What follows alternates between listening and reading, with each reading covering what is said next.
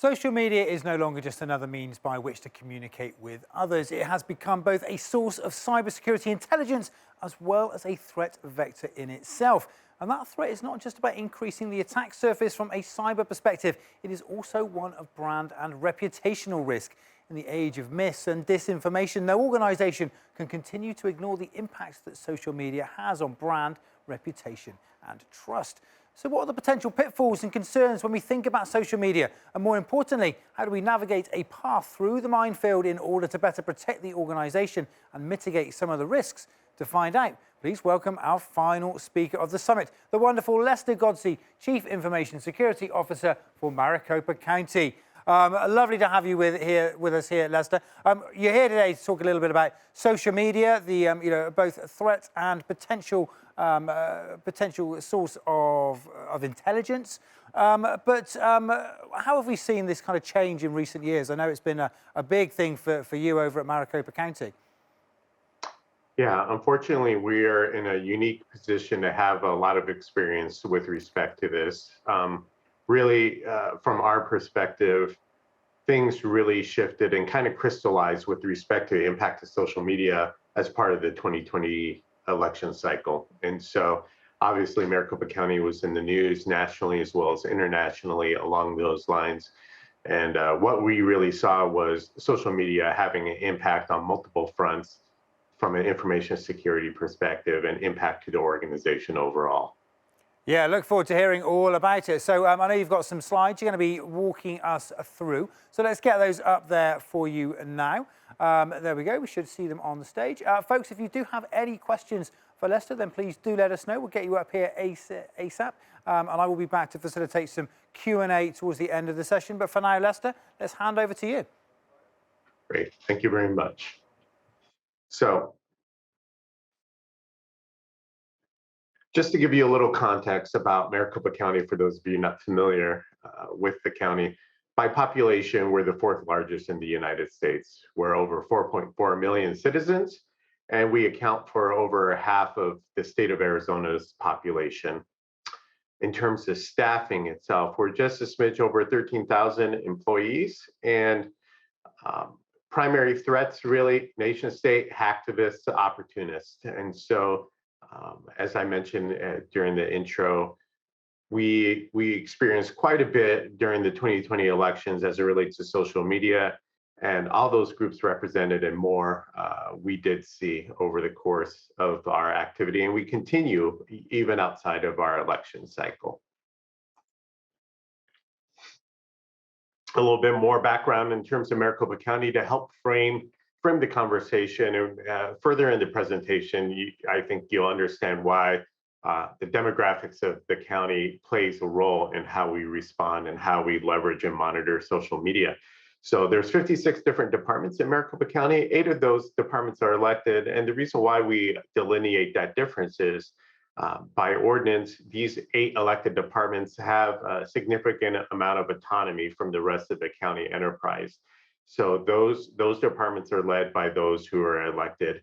As such, a number of them do have their own IT organizations. They do have their own communication organization, et cetera, et cetera. And so that does play a factor. One of those factors being IT being decentralized. And so the Office of Enterprise Technology, which I belong to, is the largest IT shop, but there are multiple IT organizations within the county. So a lot of what I do from an information security perspective is done in conjunction with other groups. So, and then also as a CISO, I don't technically have the authority to force InfoSec governance per se. So I have to use the carrot approach.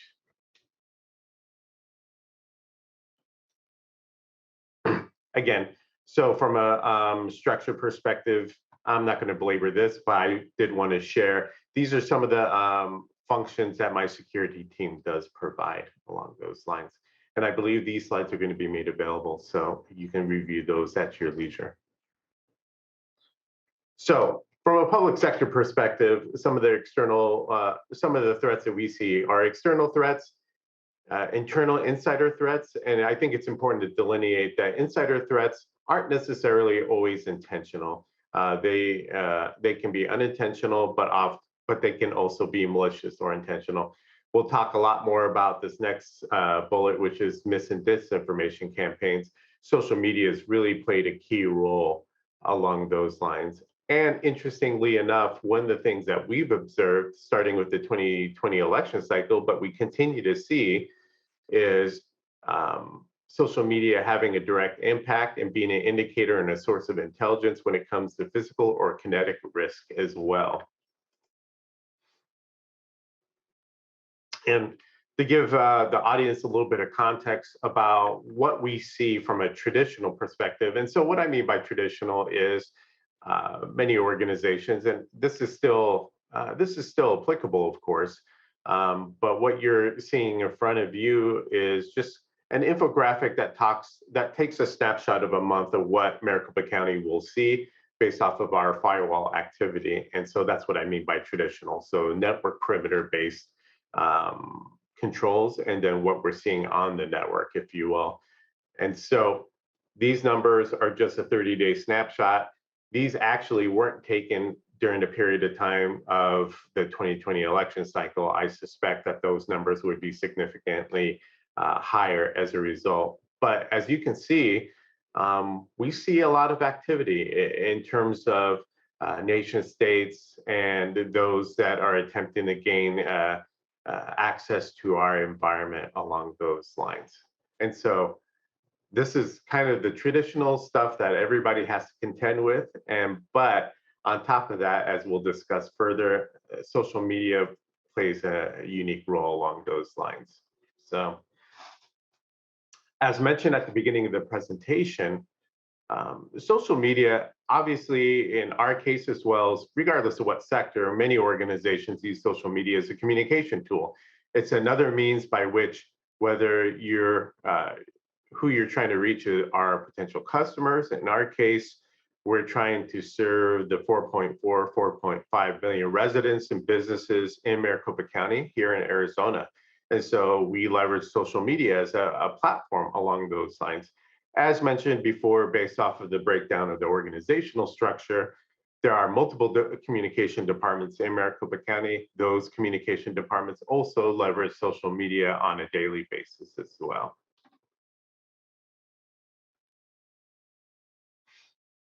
And so here's where we start to get into the nuts and bolts of what social media's impact has been on Maricopa County. And I would posit on lots of organizations, both public and private. And so really news has evolved. And so again, with the concept of social media being another communication vehicle, news outlets have leveraged this, as well as individuals, organizations, et cetera, et cetera. The misinformation and disinformation battle is a real thing. If you need evidence of that, all you need to do is look at Maricopa County and what we experienced, and what was posted during the 2020 election cycle. And unfortunately, one of the byproducts of this is that we are starting to see in real ways that truth, facts, and opinions all are getting blurred together. And that truth in itself doesn't necessarily rise to the top. It certainly doesn't necessarily become viral. Anyone's post, for that matter, can go viral, can be amplified, whether that information is correct or incorrect, and whether that information was shared innocently or purposely.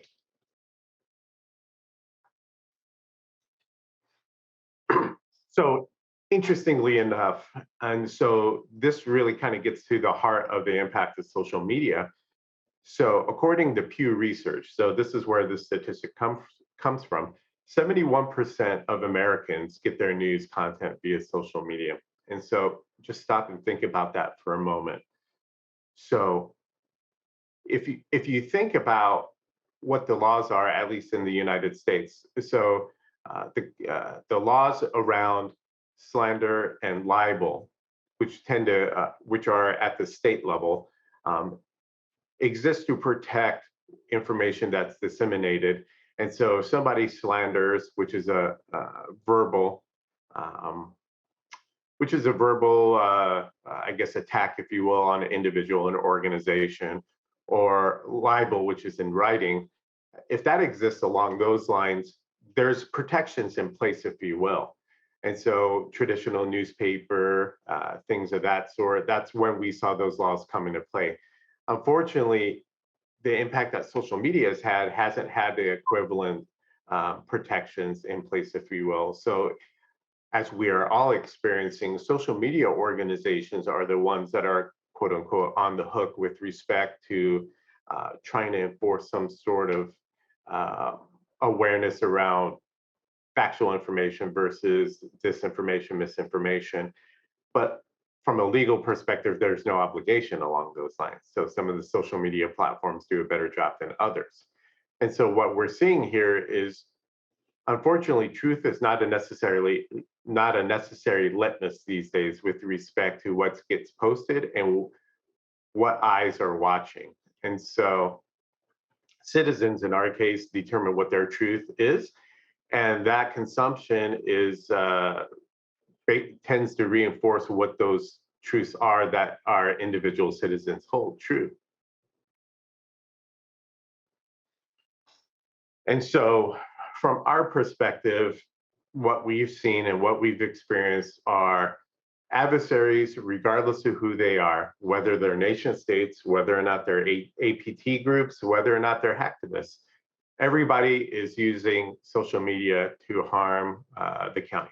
And we've seen, unfortunately, multiple firsthand experiences where social media is being used to harass staff and officials. It's being used to recruit people of a similar ideology and mindset. It's being used to coordinate, and it's being used as a logistics and research forum. We've seen examples of all of these in Maricopa County, and we continue to see social media being used in these ways.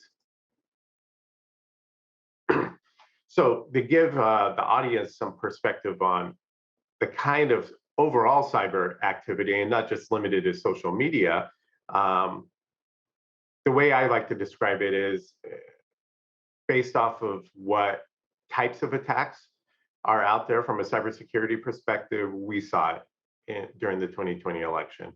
DDoS attacks, data scraping, passive active network scans, phishing, business email compromise, credential harvesting attacks, malware, supply chain-based attacks, and then hacktivist organized crimes, nation states, and individuals. And so one thing I want to point out to the audience is that from my perspective, and as Maricopa County, we don't do attribution. We don't have the resources from an intelligence perspective. And even if we thought we did, it would be inappropriate for us to do so. And so when I make the statement that hacktivists, organized crime, nation states, and individuals have all attacked Maricopa County, that I'm saying that with confidence, because this is what our three-letter agency partners here at the federal level in the United States has shared with us. And so Maricopa County doesn't do attribution. The federal government does. They have the resources, and frankly, they're in a position to be able to do so. So I can say with a high degree of confidence that we've seen those threat actors actively working against Maricopa County. And I know, Dave, and I know that Maricopa County is not unique along those lines. So give you an example of misinformation and possibly disinformation. So this was a story that was trending during the 2020 election cycle where, don't know who originated it, but there was a discussion around individuals who had used a Sharpie pen to cast their ballots, that those ballots were no longer viable and they could not be read. And so interestingly enough, Maricopa County doesn't do electronic voting, even though some people had posted as much. And so we use paper ballots. And so there was a story, or there was a post that was going viral and then being amplified on social media, basically saying, if you had cast your vote using a Sharpie pen to fill out the paper ballot, that ballot would be thrown out. And honestly, it was quite the opposite. And so what it was we actually got the vendor to respond to that, to say actually the use of a Sharpie pen was even better than a regular ballpoint or whatever the case was, because it was easier to read and easier for the machine to pick up on the vote being cast. But this is a good example of what we believe to be a combination of misinformation and disinformation. Disinformation obviously being based off of intent. So somebody or some group more than likely purposely put that post out there on social media to basically shake confidence that individuals who had used the Sharpie pen, that their vote wasn't being counted.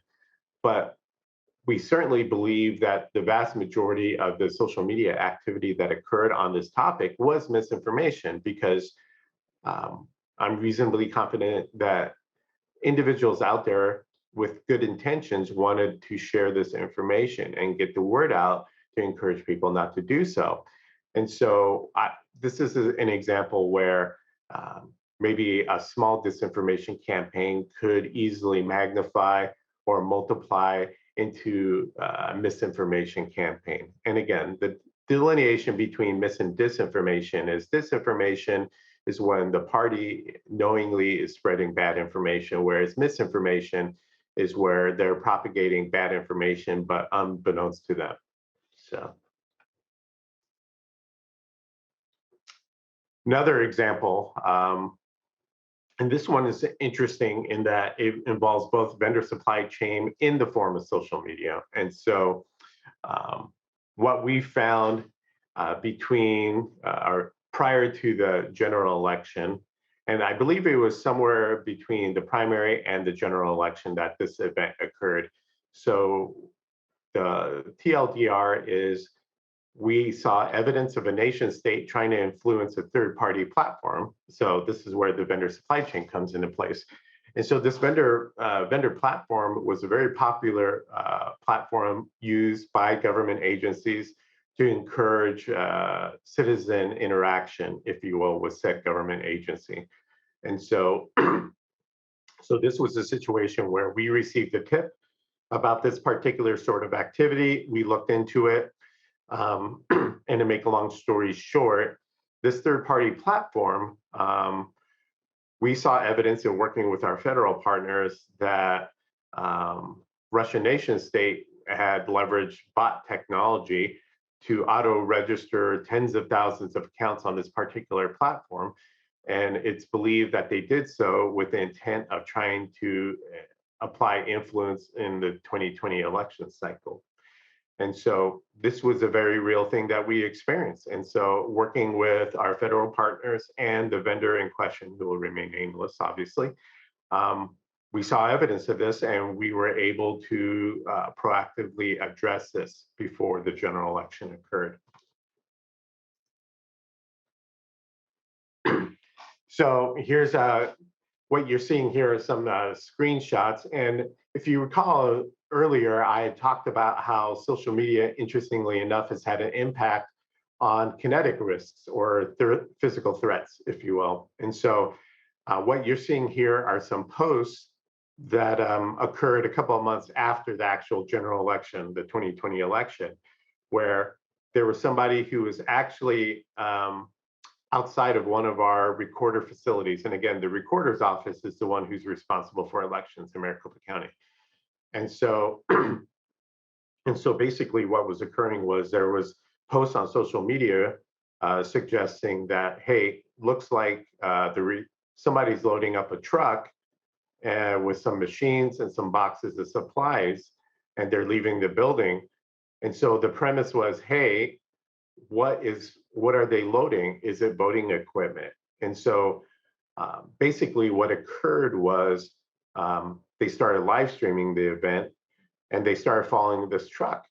And what wound up happening was they weren't following a truck that was disposing of voting equipment. They were following a truck that had an old multifunction device that was going to salvage. And it just so happened that the truck was being driven by a county sheriff's deputy. And so what we saw over the course of the 2020 election cycle was while, while posts on social media were an indicator of increased cybersecurity risk, what we actually found more evidence of was, was that social media was a better barometer of potential kinetic or physical risks. And so this is just one example of, unfortunately, multiple that we've seen over the course of the 2020 election cycle. And unfortunately, we continue to see on a regular basis here in Maricopa County.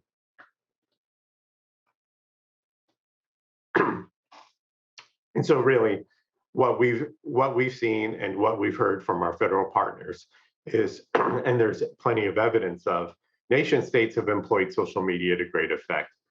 And honestly, from an attacker's perspective, it's easier to hack minds than computers. So what's the point? Chaos is the point. So we've seen, again, firsthand, social media being used to sow discontent, divide our population, and create opposing factions, if you will. And so to give you another example, so as we speak, we're in process of ramping up for the 2022 election cycle here in Maricopa County. And so one of the things that we're seeing in social media, and if you recall earlier in the presentation, I had talked about how social media was being used for logistics purposes as well as recruitment. And so recently our recorder's office has posted that we are in the process of looking for volunteers and part-time employees to come work and ramp up for the elections. So just a little context, the recorder's office basically, they use a lot of temporary workers because as you can imagine, as we get closer to the election cycles, we need more people on the ground for polling locations as well as, other types of services. And so we've recently posted on social media as well as through the normal means that we're in the process of looking for volunteers and hiring part-time employees. And so on social media, we've seen posts that have basically suggested that people should apply to work or volunteer for the recorder's office so they can keep tabs on what's going on and make sure things are going appropriately. And so, not to suggest that we are discouraging anybody from applying based off of political affiliation or anything of that sort, but at the same time, posts like that can't be ignored as it relates to the increased risk of insider threat. So obviously, we want to hire individuals who want to help us deliver those services. But if somebody has an ulterior motive, obviously we can't ignore that. And we've seen evidence of that and how social media is being used for those purposes. So what are we doing as an information security team here in Maricopa County? And so what you're seeing are some snapshots of how we've changed our operational readiness and approach to adopt and incorporate social media as both a source of intelligence as well as recognizing the threat vector that it poses. And so what you're seeing on the left of the screen here is a snapshot. We provide daily and weekly management briefs throughout the county. And so our top focus is we look at what's trending in social media and news in general. We also leverage tools that were initially designed for communication departments, specifically around the idea of measuring brand sentiment. So on the bottom of that left image, you'll see a chart that shows, and what that's showing is negative, neutral, and positive sentiment around Maricopa County. And as a result, where we think our risks are at any given time based off of social media, but not only social media, geopolitical tensions, local news, other efforts or events that are occurring. And then on the right, what you're seeing is a snapshot of what my security operations team in particular does, where we use a variety of different tools that are available to us to try to manage and scour social media. And so to give you all another example, things that we've come across as a result of our modification of our operations are things where social media is being used to collect and do research on individuals. So for example, a couple of months after the 2020 election, we had a new reporter elected, and my ops team was able to find on a QAnon research forum a 30-page dossier on our new recorder that was basically building a picture of what that individual was like starting back from their college days. And so we've also seen other things, other research on social media as well. And so we've acknowledged the impact of social media and have brought that internally within our operations. And so we are leveraging social media and monitoring it to the best of our ability on a daily basis. So I know that we've been talking about the impact on Maricopa County specifically with respect to social media, but if I could encourage the audience to take one thing away from this discussion, was this is not an issue that's unique to public sector. Perception is reality. And if you believe that, then that's something that applies regardless of sector. So my response to all of you would be, if your organization cares about brand sentiment, if they care about customer faith in your organization or public perception, then social media matters, and it should matter to you and your organization. So what can we all do collectively about social media? Unfortunately, from at least our perspective, there's no silver bullets. There's no technology out there that resolves this problem. I would encourage all of you to use resources that are free, including alerting resources. And there's a number of free tools out there. And again, I won't name specific technology, but there are out there to get your arms around, collect, aggregate social media data, divide and conquer. If your information security team and your communications team don't have a good working relationship, this is a perfect opportunity to build that relationship. I would posit that both teams should be feeding each other information as it relates to their respective missions. So Intel Share, a lot of what organizations do will share IOCs or indicators of compromise on what they see from firewalls, endpoints, et cetera, et cetera. I would also encourage organizations to start looking at intelligence sharing on what's being found on social media as well. Update your incident response protocols and add a component specifically around social media. And then lastly, share with your executives in your organization that there are correlations between social media activity and increased cyber and kinetic or physical risk. And so in summary, social media is full of threats. There's cyber threats, there's reputational threats, and there's kinetic or physical threats. And its impact and its security impact on organizations is growing. This is a problem that's not unique to the public sector. All sectors face this. Social media is both that threat vector itself that needs to be addressed, but it's also a source of intelligence for your team.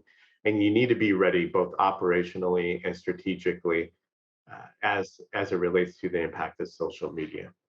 So with that being said, I don't know if there's any questions, but here's my contact information. And I just wanted to say to GDS, thank you very much for the opportunity to share our experience with social media. Great stuff. Many thanks. Lester, lovely to have you with us. Some fascinating insights in there. We are a little bit short of time, but I think we can squeeze in one audience question. So I think we've got Santiago from GE. Hi there, Santiago. Good to see you. Always got time for you, Santiago. I can't hear you at the moment. You may be on mute. Mic check, mic check. Can you hear me now? Yeah, we got you now. Loud and clear. Excellent. I'm glad.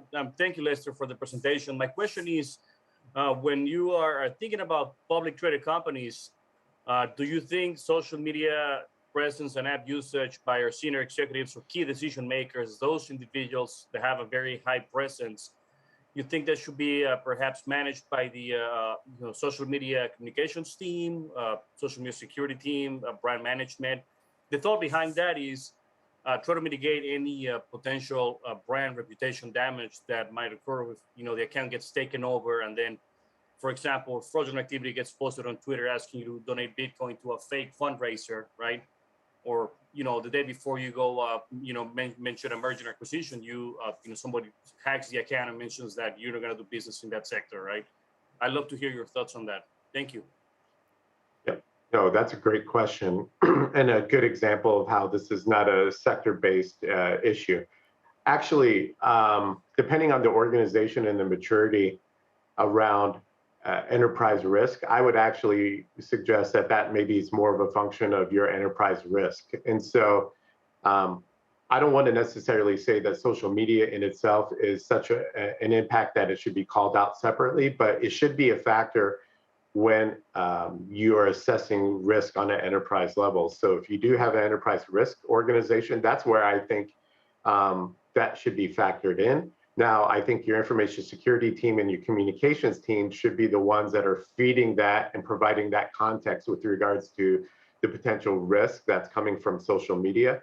But then that should be packaged with regards to your executives. So whether it's your, in my case, board of supervisors or your board members in a publicly traded company, that's where I believe that social media, where that communication should funnel accordingly.